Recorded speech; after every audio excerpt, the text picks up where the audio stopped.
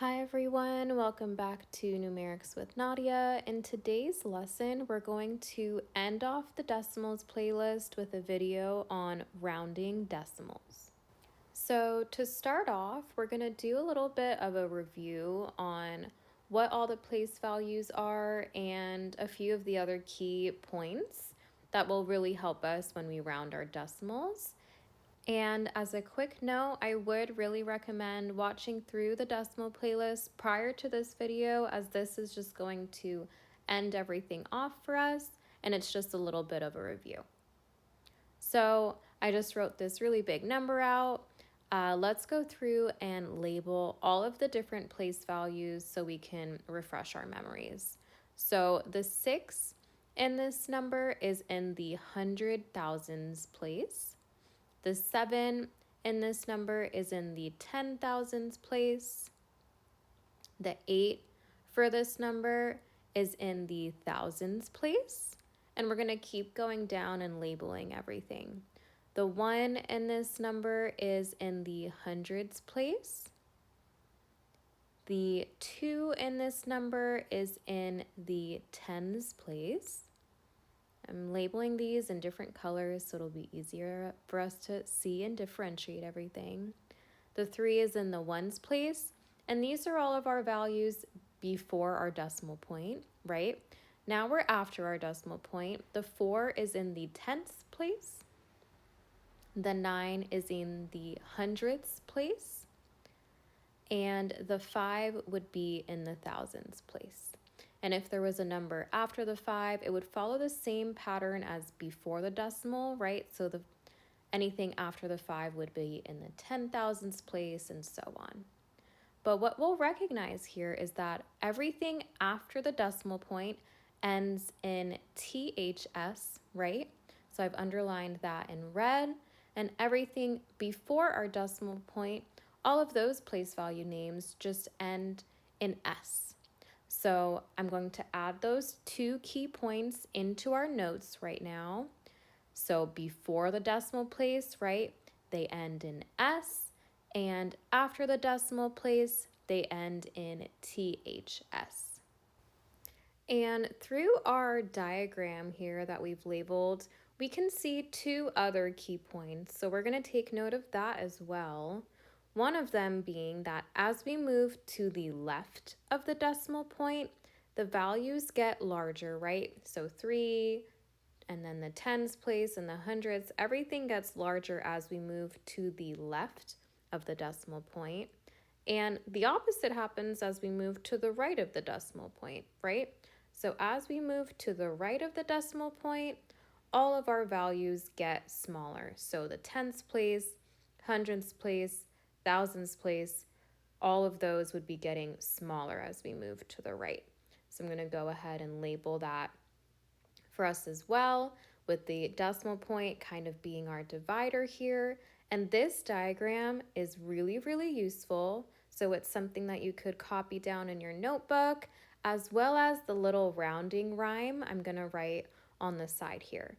So now that we've identified all of the place values and we've done a review, the rounding rule is a little rhyme, and it is 5 and above, give it a shove. And I'm drawing a little arrow up, which we'll get familiar on why a little bit later. The second half of the rounding rhyme is 4 or below, let it go. And I'm going to draw a downward arrow here. So 5 and above, give it a shove, 4 and below, let it go. So like I already mentioned, this is a really good little cheat sheet for rounding decimals. So go ahead and copy that down if you'd like, and then we're going to get into some practice problems. So for number 1, we're going to round to the nearest tenths place. And if you need, scroll back up to that little diagram we had. Our number for number 1 is 27.69. 6 is our tenths place. So that's where we are. We're going to look to our right. We have a 9. And a 9, right, 5 and above, give it a shove. We're going to round up. So we're going to change that 27.69 to 27.7. We're going to round that one up since there is a 9 next to it. Now we'll move on to number 2. For number 2, the directions are different. I would definitely recommend reading the directions to these types of problems very, very carefully because you want to make sure that you're rounding to the correct place value. So for number 2, it says to round to the nearest hundredths place. So this does not end in THS, this ends in S. So that's before the decimal place, and that would be our 1. So we're going to look at our 1, what's to the right of it? We have a 2. So that means we're going to let it go. We're going to not round this one up. We're going to round it down. And when we round down to the hundredths place, we'll get 1,100 for number 2. Now we'll move on to number 3. For number 3, it says to round to the nearest hundredths place. So the number for number 3 is 35.4341.